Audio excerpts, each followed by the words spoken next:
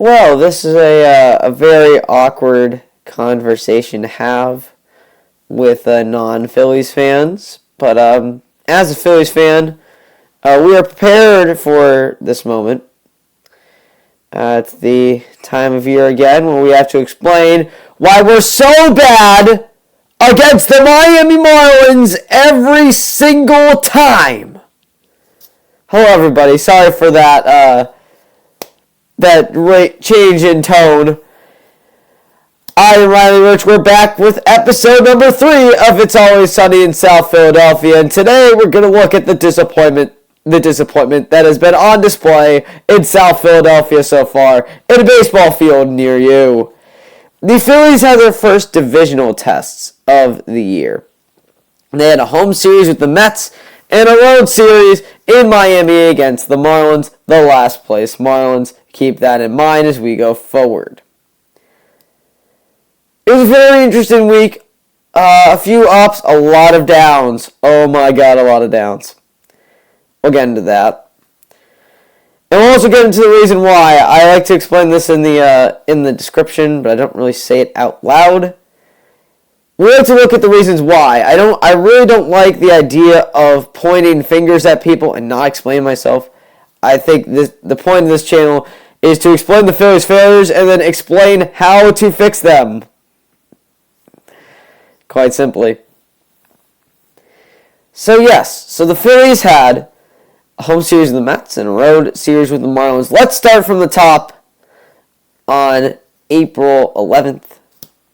I was actually streaming this game. I stream Phillies games. I will actually be streaming the day that you are seeing this. I believe this is coming out on April 18th. Sorry for that. This will be coming out on April 18th. So keep your eye out. Follow the socials, especially Instagram, issp.podcast, where you will see information regarding tonight's stream. I'll get to that in a second. We'll get to that at the end of the episode.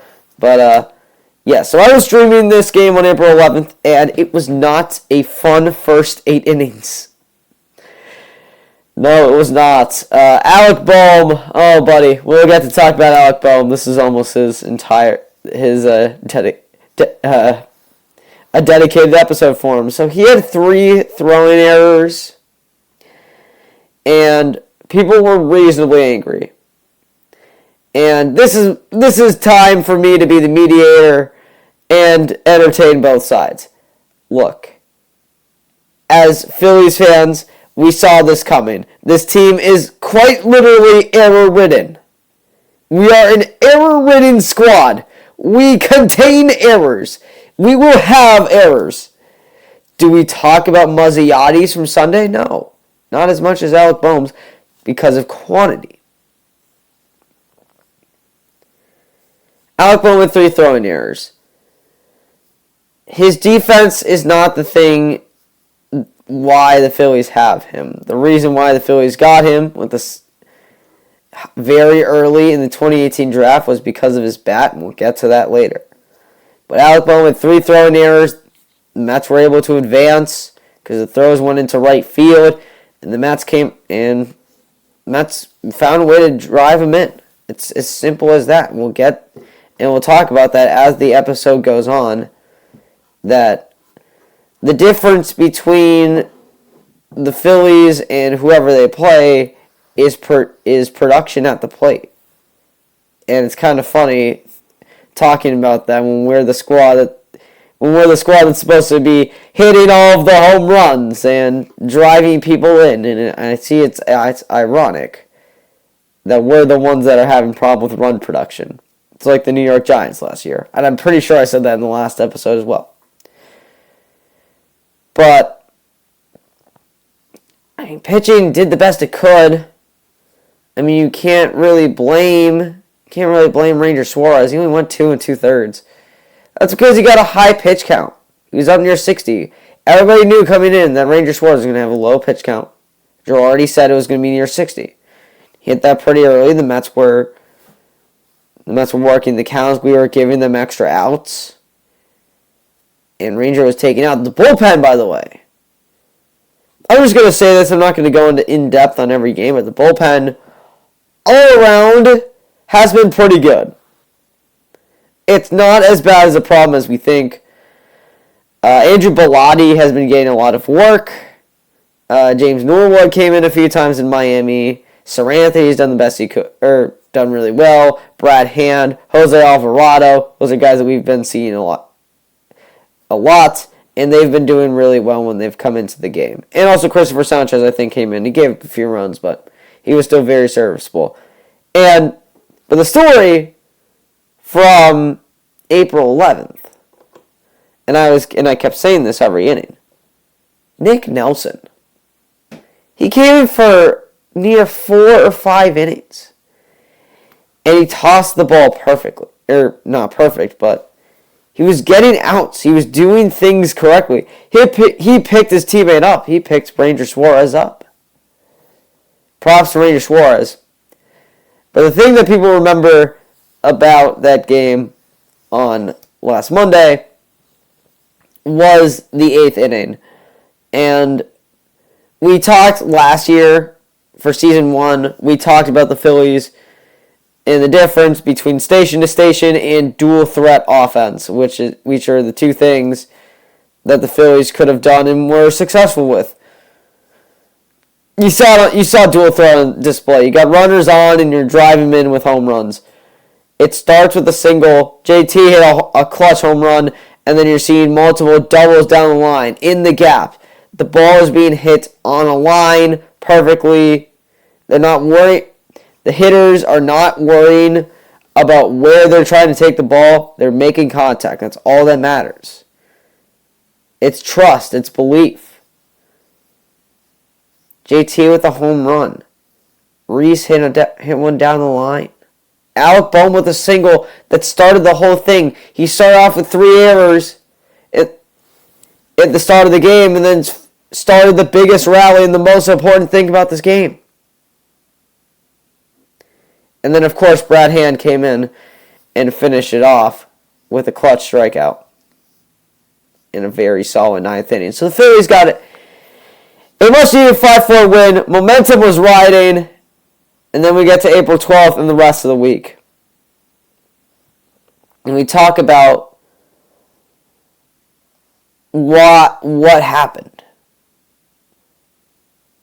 Like, why was this happening? Why did the Phillies go 1-5 the rest of the weekend? Well, here's the reason why. They left runners on base. They got runners on. The problem isn't that we're not being... the problem is we have runners on. We're getting the base hits. We're starting off each inning. And then we can't finish it. We can't finish the job. Good teams find a way to finish games, to finish innings the way that they want to. The Phillies have not been able to do that. Tuesday wasn't as bad. They only left 5 runners on, but it was a close game. Runs were hard to come by. Props to Wheeler for coming back. He did okay. Velocity's been down for Zach Wheeler, but again, it's kind of like the stamina thing that I was talking about earlier. There was a week cut off from spring training, so things still have to be worked out. I believe it's the same thing with Wheeler's velo. We'll see it back up to normal in May. Is that optimal? No. He's also having a 3-month lockout. Optimal? No. We just have to deal with it. 5 runners on. No clutch hitting whatsoever. The Mets had a runner on second in the top of the 8th. The deciding factor was their second run because they were able to get it in the top of the 8th. That's when we knew that this game. That's when I knew that this game was over because the Phillies wouldn't be able to do that. They did not show that they were able to cash in the runners on base. They didn't. And Brandon Nimmo with a home run as well. April 13th, Wednesday, was an afternoon game against the Mets. Usually the Phillies do really well in afternoon games. The theme is like maybe you lose the first 2 night games and the afternoon game comes around and you're able to salvage a game. That's usually what it was last year, especially with the series that I went to against the Giants. But the thing about the team as well, I saw a meme on Twitter where they have like the office meme of the two different pictures, and they're the same picture. One of them was the 2012 through 2021 Phillies, and the other was the 2022 Phillies. Guys, nothing's changed. The team does not learn. The pitchers didn't learn. Case in point, Brandon Nimmo hit a home run yesterday. In theory, at least this might just be a personality thing. It might just be something about me where I'm not going to attack the same guy in the same spot. I'm going to look to go outside to a lefty because lefties like to pull the ball more than righties. That's why you see when lefties face other lefties, it's more of a problem than when righties face righties. Also, the amount of lefties out there, and etc. But Nimmo straight up to the plate, and Aaron Nola was on the mound. Aaron Nola threw him a hanging breaking ball, and it wasn't even that bad, but it was still like knee, or maybe like thigh high, somewhere in between the belt and the knee. Thigh high, Brandon Nimmo put a good swing on it, and he gave him the lead. And Pete Alonso also had a home run, and the game got out of hand by then. Pitchers don't learn. They didn't learn. 9 runners were left on base in the game on Wednesday, 5 on Tuesday. Again, runners on base is not... Getting runners on is not the problem. The problem is production once they're on base. And I took it light. We knew how good of a team the Mets were. Sure, Lowell Mets is a thing, but they made a lot of good offseason moves. They have an owner that likes to spend. So now you play a team like the Marlins, who had one singular win, going into the weekend. They played at the Giants, they played at the Angels, they had a West Coast swing, they came back home and faced us. And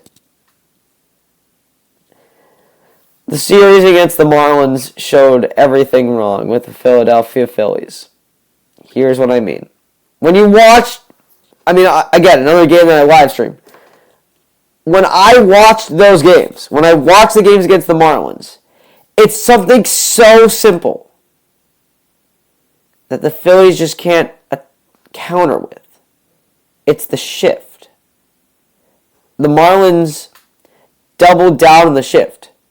Now, what I mean by that is, it did usually, there's a shift in baseball would be like if you have the most common one, and the one that the Marlins deployed was having 3 infielders on one side of the field. And when it was especially on the right side, so lefty pull, so maybe something against Schwarber and Harper, the Marlins' third baseman, especially for Thursday, was Joey Wendell. Wendell can also play second, so Wendell would shift in between second and first, kind of like in shallow right. The ball would be hit on the ground to them, and that's how they got double plays as well. It was only 2, but they just came at the worst times. But the Phillies were just killed by the shift. They just kept hitting ground balls. And the thing about it was, again, we got runners on. The Marlins weren't scared. They doubled down on the shifts. They had their shifts on with runners on. Usually if you're at a shift, you have double play defense where you have the second baseman and the shortstop closer to second base on each side. They had the 3 guys on, the 3 guys, if Schwarber would be up, they would have 3 guys to the right of second, and the third baseman would kind of be where the shortstop would be in double play depth, in double play shift, double play depth. And it worked. They got the ground ball. The Marlins kept getting the ground ball right into the shift. There's nothing the Phillies could do about it. They weren't getting the ball in the air. This is when we talk about launch angle. Especially with this team, if you're my age, or if you're young, you're taught by coaches, there's a thing called launch angle, but don't worry about it because it's not going to matter to you, because if you use it, it's just going to be a fly ball. The Phillies have the power where if they focus on launch angle, then it could possibly go somewhere. And they just didn't get it. I think this is what I was saying before. Underrated part of this game was that the bullpen shut it down when Andrew Bellotti, James Norwood come in and get the job done. But unfortunately, it's just not enough. The Phillies just couldn't do anything on offense. They got a bid going at the end, but the final score is 4-3, and not really much you can do.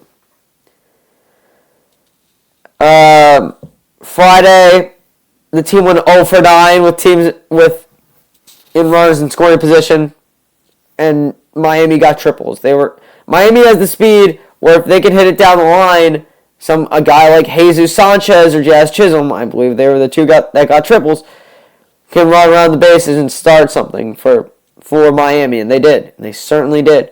The Phillies don't have that type of speed. They're not really that team. They're not really built that way.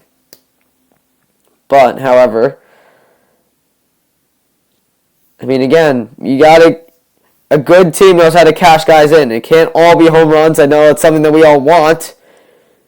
But there's got to be a point where you got to be able to drive guys in. And they weren't. They went 0-9. If you're 0-9 with runners in scoring position, you're not going to win games. Now, if you're 7-12 with runners in scoring position, like the team was on Saturday, now we're talking. Again, kind of a flashback to last June, where I made an episode called Red Jerseys and Momentum, where we were talking about the red jerseys and how it sparked the offense. It kind of did the same thing in 2022. 7-12 team runs in scoring position. Johan Camargo and Bryce Harper, 2 out RBIs, respectively. They got offense. They got clutch hitting. They got runners in scoring position. They were able to drive them in, especially with 2 outs. And that is the difference between the domination that the Phillies get when they're winning, whatever it was, and your 4-3 losses. That's the difference between your 10-3 wins and your 4-3 losses.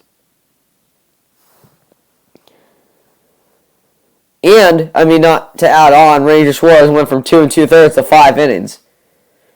I mean, he didn't need to be perfect with the guys hitting in clutch scenarios, but he did very well for himself. Then we get to Sunday. Sunday is kind of the same point. I'm hitting the nail on the head here. 8 runners were left on. Zach Wheeler went 3 innings. They can't really, they depend on Wheeler. They depend on their starting pitching, and right now they can't really do that because of the way that spring training played out. And the way that, Wheeler can't get his velocity up yet. And also the Marlins kept driving guys in, kept working the count, kept getting singles, and whatever, doing exactly what the Phillies did on Saturday. So the Marlins did on Sunday, and that's how they won. And that's how it was a blowout. Again, conclusion here. The difference lies within the runners left on base. The team can't be a home run machine. I know it's the modern offense, but it just doesn't work. The proof has been the last week for the Philadelphia Phillies. Talk about this team being an experiment. There you go right there. You need to drive runners in scoring position. If you can't, then you're not going to win. So, going from major leagues to down on the farm, I actually have fans' perspective for you guys. And this right here, pretty cool moment. That's Ronald Torres right there. I'm actually just going to put this right in the background. Right here, so that should be in the background of every video now. Oh my goodness. Don't even get me started on the minor leagues. Let's talk about AAA, because I have a fan's perspective for you, and that's why I'm wearing this hat today. It's Lehigh Valley Iron Pigs hat, because we have a fan's perspective to tell you. I went to the AAA game on Saturday, and oh God, it was a massacre. Now, they played the Red Sox AAA affiliate, the Worcester Red Sox. Here's the thing. When you look at the way the Worcester Red Sox are built, they have a bunch of former major leaguers and a bunch of top prospects. The Phillies don't really have that. They don't have the top prospects yet. All of ours are down in Class A Advanced. We're not ready for that yet. Our time will come in 3 years. AAA time will come in 3 years. But they went 2-4. They actually won 19-11 on Sunday, but they lost, I believe, 13-1, the game that I went to. they just couldn't do anything. I mean, it was just sad. Balls were carried. Lehigh Valley shifted like the Marlins, and every time that a lefty came up, it just went right through them. Like, Torres was playing second, and I'm sorry, Torres, but kind of let the ball through. Kind of a bit. Also, Saturday game, Roman Quinn was not playing. Nick Maton was not playing. Now, I get I get that it's a 6-game week, 6-game series, and you need to bench guys, but it's just sad we need to do it all at once. There's a need for Roman Quinn. I don't know about you guys. I don't feel confident with Mazziotti in the major leagues. I feel like the Mazziotti, nothing against him. I think he just needs a bit more time in the minor leagues. And I think if we need to speed up Roman Quinn to make sure he's big league ready so that we can make that switch. Top performance, I saw Donnie Sands and Mark Appel were the best players in AAA. I mean, best of the worst here. They won 2-4. I mean, I guess it really isn't bad when we compare them to the rest of the system. AA, the Fighting Phillies played at home against Akron. They are the AA affiliate of the Guardians. Jared Ortiz, Francisco Morales, and Jonathan Guzman were your top performers there. Class A Advance, you had Jersey Shore. They played at Brooklyn. The Mets affiliate, they got destroyed. They went 1-5. Nick Matera had actually a really good start at the beginning. I didn't really highlight him, but he did okay. And then Griff McGarry got his first inning of work. I believe he had 2 strikeouts. So very good work for Griff McGarry. Hopefully it leads to a very good season for him. And then Class A Clearwater, they went 1-5 against the Mets affiliate. That would be at St. Lucie. Yadiel Sanchez, the right fielder, came out of nowhere, had a very, very good week. He wasn't on at the top of the leaderboard in team OPS, but he was today. But he was after this week. And I just want to point out that Andrew Painter had 16 strikeouts in 7 innings so far. Very good sign of things to come. So we're near the end of this episode. So I have this right here. And it is time to award this bad boy. It is time to pick out this week's Philly of the Week. So last week it was Kyle Gibson for a 7-inning performance with 10 strikeouts against the Oakland A's. And this week, like I said, last week was between Gene Segura and Kyle Gibson. This week I had it between Nick Nelson and Alec Bohm. Nick Nelson pitched 4+ innings against the New York Mets, and the one that I decided with was Alec Bohm. Now, I know it's pretty interesting considering the 3 errors, but he exemplifies what it means to be a Philadelphia Philly. That's what this award is for.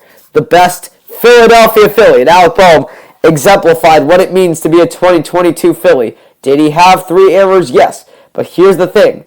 He has a 14.06 OPS this year. He has a 6.36 average, and I know I don't care about batting average, but 14.06 OPS, that is over league average for sure, and that is why Alec Bohm will be walking away with episode 3, or the second edition of Philly of the Week. Not sponsored yet. So, that is going to do it for this episode. The one thing I wanted to conclude on was the live streams. Again, this is going to be going down April 18th, so check the socials, especially on Instagram, IASSP.podcast. Twitter should be at IASSP.podcast. For information on live streams, I live stream the Monday game on Twitter. That's not happening anymore. All of them are going to be on YouTube, so go check. I should have it in the description of the podcast episode. If you're listening on Spotify or somewhere else like Google or Apple, it should be in the description. I don't think I got links to work, so try your best to copy paste. I'm so sorry, but I'll work on that. YouTube, you're already there. Just go there. The Phillies will be playing at Colorado, so they'll be starting a bit later. So I believe that game's at 8:40. Although I'll leave a poll for you guys. I'll leave a poll on Instagram if we want to get started early, because our fellow Philly friends in the Philadelphia 76ers have made the playoffs and are playing Game 2 on Monday. So we'll see what we're going to do about that. But thank you guys for watching. this episode of It's Always Sunny in South Philadelphia, I definitely covered for last episode with the time.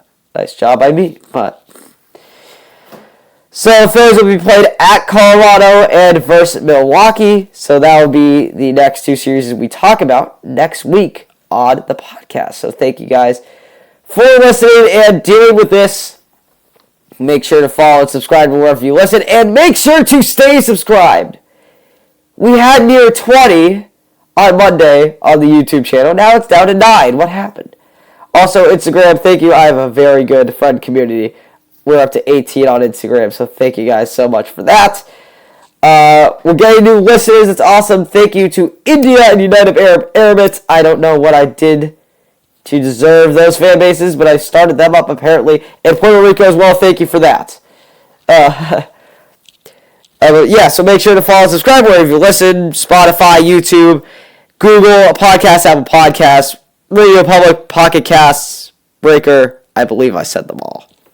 And wherever else that I did not fully establish that you can find me out there somewhere in the randomness of the internet. But thank you guys for watching or listening. I will see you guys next time. And remember, no matter how terrible this team does against the Miami Marlins or a last place team, just remember there's an upside to this somewhere because it's always sunny in South Philadelphia. Take care, guys. I'll see you guys next week.